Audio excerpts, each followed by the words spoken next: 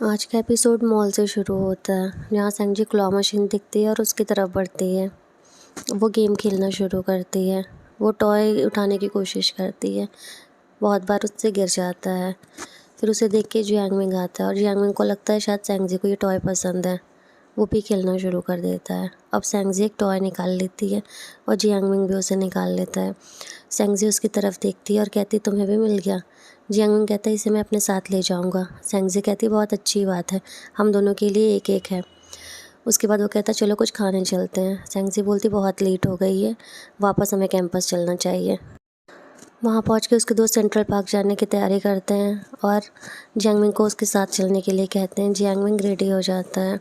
अब दूसरा दिन दिखाया जाता है, जहाँ पे सब लोग पार्क जाने के लिए तैयार होते रहते हैं। सब सेंजी को बोलते चलने के लिए। सेंजी बोलती बाहर बहुत ठंडा है और वहाँ बहुत भीड़ होती है तो मैं नहीं जा पाऊँगी। अब सेंजी की दोस्त आती है जिसने शॉर्ट ड्रेस पहनी रहती है और सेंजी की दूसरी दोस्त बोलती है तुम मुझे कंपटीशन दे रही हो, मैं चेंज करने जा रही हूँ। तो उसकी दोस्त कहती नहीं नहीं ऐसा कुछ नहीं है, तुम सबसे हॉट हो। अब सबके सब सेंजी को विश करते हैं और बाहर निकल जाते हैं।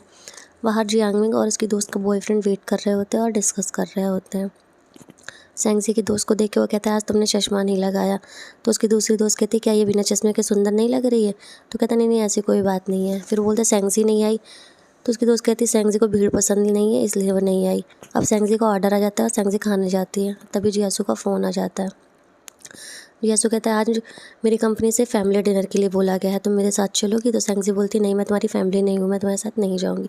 तो जियासू बोलता है तुम भूल गई हो कि तुम्हारे ऊपर मेरा एक मील उधार है, तुम्हें वो चुकाना नहीं चाहिए। तो सेंजी बोलती है अच्छा ठीक है मिलते हैं। तो जियासू बोलता है रेडी रहो मैं आता हूँ लेने। अब रेस्टोरेंट का सीन दिखाया जाता है जहाँ पे ये लोग खा रहे होते हैं। जियासू कहता है कि तुम्हारी दोस्तों से नहीं बनती है क्या जो तुम आज अकेले टेकआउट खा रही थी। सेंजी कहती नहीं ऐसी कोई बात नहीं, हमारी आपस में बहुत बनती है, लेकिन आज वो सेंट्रल प्लाजा जा रहे थे जहाँ की मुझे नहीं जाना था, वहाँ बहुत भीड़ होती है, मुझे भीड़ वाली जगह ज़्यादा पसंद नहीं है। तो जियासू कहता है अच्छा जब मैंने फ़ोन किया तो तुम तैयार हो गई एक बार में ही। सेंजी बोलती है हाँ मैं इसलिए तैयार हो गई कि तुम्हारे ऊपर एक मील उधार था मेरा। तो जियासू बोलता है अच्छा। जियासू बोलता है आज तुम अच्छे से खाओ, आज का ट्रीट मैं दूँगा।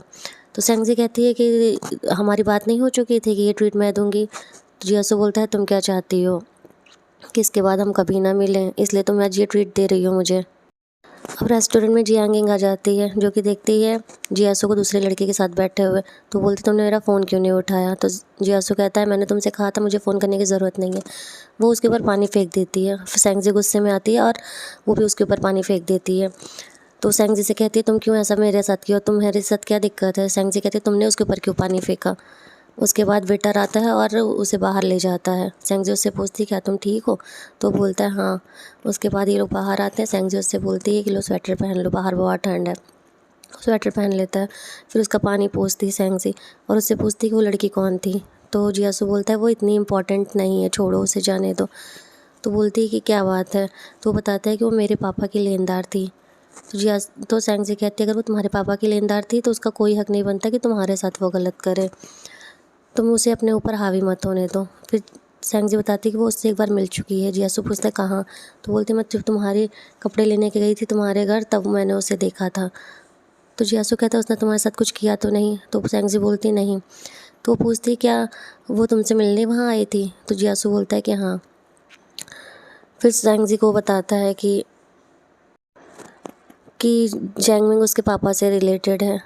सेंजी उसका चोट देखती है और मलहम लगाने लगती है। जियासू बोलता है दर्द नहीं हो रहा है मुझे। सेंजी कुछ नहीं बोलती है। उसके बाद जियासू सेंजी को थैंक यू बोलता है। सेंजी इधर उधर देखने लगती है। स्नोफॉल स्टार्ट हो जाती है। सेंजी बहुत खुश हो जाती है और सेंजी पलट के स्नो देखने लगती है। अब जियासू सेंजी के ऊपर हाथ रखने वाला होता है, लेकिन तुरंत सेंजी पलट जाती है और जियासू हाथ नहीं रखता। स्नोफॉल देख के सेंजी विश करती है कि जियासू हमेशा खुश रहे और उसका हमेशा कोई ध्यान रखने वाला उसके साथ रहे, जो कि मैं हूँ। अब वो जियासू की तरफ देखती है और कहती है क्या तुम कुछ विश नहीं करोगे। जियासू बोलते हैं मैंने पहली बार तब विश किया था जब मैं हाई स्कूल में था। सेंजी बोलती है यही का स्नोफॉल मुझे देखने को मिला, मैं बहुत लकी हूँ। जियासू बोलता है कि मैं भी बहुत लकी हूँ क्योंकि मुझे ये तुम्हारे साथ देखने को मिला। अब जियासू विश करता है कि सेंजी हमेशा खुश और हेल्थी रहे और मैं भी। सेंजी उससे पूछती है बताओ तुमने क्या विश किया। तो जियासु बोलता है अगर मैं विश बता दूंगा तो ये पूरी नहीं होगी। फिर वो सेंगजी से कहता है बता तुमने क्या विश किया। सेंगजी कहती है मैं बता दूंगी तो मेरी भी विश पूरी नहीं होगी। अब दोनों लोग हंसते हैं, सॉन्ग बजता रहता है। अब दूसरी तरफ सेंगजी के दोस्तों को दिखाया जाता है जो कि पार्टी सेलिब्रेट कर रहे होते हैं। उसकी दोस्त विश करने जाती है और बोलती है मैं विश करने जा रही हूँ लेकिन तुम लोग को नहीं बताऊंगी। सबके सब विश करते हैं। फिर सेंगजी की दोस्त बोलती है तुम्हें पता है मैंने क्या विश किया। उसका बॉयफ्रेंड आके बोलता है हाँ यही विश किया कि मैं हमेशा तुम्हारे साथ रहूँ। उसकी दूसरी दोस्त बोलती मैंने ये विश किया कि मुझे तुम्हारी बकवास ना सुननी पड़े। अब सेंगजी की वो वाली दोस्त रहती है जिसने चश्मा नहीं लगाया होता है। वो पूछती है उस लड़के से कि तुमने क्या विश किया, जियांगमिंग से। जियांगमिंग कहता है ये इतना इम्पोर्टेंट नहीं है। तो बोलती कोई बात नहीं अगर तुम मुझे नहीं बताना चाहते हो तो। फिर वो बताता है कि उसने विश किया कि जिसे वो पसंद करता है आज उसने जो भी विश मांगी हो उसकी विश पूरी हो जाए। उसकी दोस्त आती है तो कहती है कि स्नोफॉल का मतलब होता है बार और बारबेक, चलो हम लोग ड्रिंक करते हैं। अब जियासू अपने घर आता है, वहाँ पे जियांगिंग उसका वेट कर रही होती है और वो बोलती है मैं आज बहुत इम्पल्सिव हो गई थी, मुझे माफ़ कर दो, अपनी दोस्त से बता दो मैंने तुमसे माफ़ी मांगी है। तो बोलता है तुम यहाँ क्यों आई हो और इसकी कोई मतलब नहीं है। तो उसकी दोस्त जियांगिंग बोलती है कि तुम्हारे ऊपर मेरा उधार है। तो बोलता है क्या उधार है। मेरे पापा को उधार था जो कि उन्होंने चुका दिया और जो भी था मैंने कर दिया। तो बोलते अपनी मम्मी का प्रॉमिस मत भूलो, उन्होंने प्रॉमिस किया था कि तुम हमेशा मेरा ध्यान रखोगे। अब जियासू अंदर आता है और अपना मुंह धुलता है और अपने पास्ट की बातें याद करता है। अब पास्ट में दिखाया जाता है कि जियासू की मॉम रहती है जो जिंगिंग के मॉम से माफ़ी मांगती है कि उनकी गलती की वजह से जिंगिंग के पिता की डेथ हो गई थी। जिंगिंग बोलती है मुझे कुछ नहीं चाहिए, मुझे बस मेरे पापा वापस चाहिए।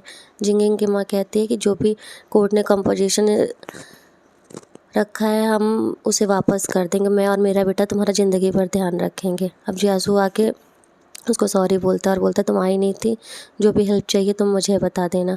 वो उसका कागज़ फेंक देती है और चली जाती है। उसके पीछे जियासू के क्लासमेट डिस्कस कर रहे होते हैं कि जियासू एक मर्डरर का बेटा है। जियासू कुछ सोचता है और फिर कमरे में आ जाता है और अपनी माँ से बोलता है माँ मुझे बहुत याद आ रही है आपकी, आपने जो प्रॉमिस किया है अब मैं उसे और पूरा नहीं कर पाऊँगा। अब वो सेंगजी की बातें सोचता है और अपनी फ़ोटो उठाता है जो सेंगजी के साथ रहती है। सेंगजी की फ़ोटो देख के वो कहता है थैंक यू सेंगजी। अब जियासू फायरवर्क देखने छत पे जाता है, अपना फ़ोन देखता है और फ़ोन में सेंगजी का मैसेज आया होता है कि हैप्पी न्यू ईयर सेंगजी। वो सेंगजी को फायरवर्क की फ़ोटो भेजता है। अब जियासू सोचता है कि कैसे बात आगे की जाए। फिर उसको पुरानी बातें याद आती हैं जिसमें वो सेंगजी उस हॉस्पिटल में आदमी से कहती रहती है कि ये बहुत बूढ़ा है, ये मेरे पापा बनने के लिए सही है। अब वो कुछ सोचता है और मोबाइल अंदर रख देता है, सेंगजी के मैसेज का रिप्लाई करता है और वो नीचे आ जाता है जहाँ उसके दोस्त ने मैसेज किया होता है कि क्या कोई जाग रहा है, मैं शादी करने जा रहा हूँ, मैंने अपनी गर्लफ्रेंड को प्रपोज़ किया और उसने हाँ बोला। अब उसके दोस्त का कॉल आता है और बोलता है सही तुम अभी तक जाग रहे हो, तुम्हें पता है मैं शादी करने जा रहा हूँ। तो बोलता है तुमने तो कहा था कि तुम शादी नहीं करोगे। तो बोलता है मैं तो तुम मजाक कर रहा था, अब तुम्हें मेरी शादी में आना है। तो बोलता है जियासू क्या तुम ब्लाइंड डेट कर रहे हो। तो कहता है नहीं मैं ब्लाइंड डेट नहीं कर रहा हूँ। तो बोलता है क्या तुम्हें किसी लड़की से प्यार हो गया। जियासू शांत होकर फिर सेंगजी के बारे में सोचने लगता है। तो उसका दोस्त कहता है ये जो तुम्हारा साइलेंस है ना वो मुझे बता रहा है कि तुम ज़रूर किसी लड़की के चक्कर में हो। जियासू सोचता है कि अब मैं ये सब क्या सोच रहा हूँ। अब दूसरा दिन दिखाया जाता है, कॉलेज का सीन दिखाया जाता है जहाँ पे जियांग पूछता है कल सेंगजी तुम आई नहीं। तो बोलती बहुत भीड़ थी तो मैं नहीं आ पाई। फिर वो उसे डिनर के लिए पूछता है और सेंगजी बोलती नहीं एग्ज़ाम सामने है तो मैं नहीं आ पाऊँगी। उसके बाद वो बोलता है कि अच्छा, उसके दोस्त लोग कहते चलो ना आज कहीं चलते हैं। सेंगजी बोलती नहीं मैं अपने कज़िन को ये कैमरा देने जा रही हूँ और वो चली जाती है। अब डुआन के ऑफिस का सीन दिखाया जाता है जहाँ पे वो लोग किसी प्रोजेक्ट के बारे में डिस्कस कर रहे होते हैं। फिर डुआन बोलता है कि आज का दिन बहुत हेक्टिक था, चलो अब मीटिंग यहीं ख़त्म करते हैं। उसके बाद वो अपना फ़ोन चेक करता है। अब जियासू की सीनियर बताती है कि जियांगिंग नीचे आके हंगामा कर रही होती है। वो नीचे जाता है और सेंगजी को कॉल करता रहता है, सेंगजी कॉल नहीं उठाती है। नीचे देखता है कि जियांगिंग बोलती है कि यहाँ डुआन काम करता है, उसे अंदर जाने दिया जाए, लेकिन सिक्योरिटी वाले उसे बाहर ही रोक लेते हैं। दूसरे गेट से वो बाहर निकलता है और सेंगजी को देख के बोलता है तुम फ़ोन क्यों नहीं उठा रही थी। सेंगजी बोली यार फ़ोन डिस्चार्ज था, मैंने तुम्हें मैसेज किया, क्या तुमने देखा नहीं। तो वो बोलता नहीं मैंने तुम्हारा मैसेज मिस कर दिया। अब वो उसे कैमरा देती है। डुआन बोलता है अगली बार से बिना बताए मुझे मत आना, चाहे ऑफिस हो चाहे फिर घर पे हो। वो उसे कैमरा दे के जाने लगती है। वो उसे बोलता है कि चलो खाना खाते हैं कुछ, तो वो बोलती नहीं मैंने खाना खा लिया, मैं अपने कॉलेज वापस जा रही हूँ। आज का एपिसोड यहीं ख़त्म होता है। अगले एपिसोड के लिए चैनल को सब्सक्राइब करना बिल्कुल ना भूलें।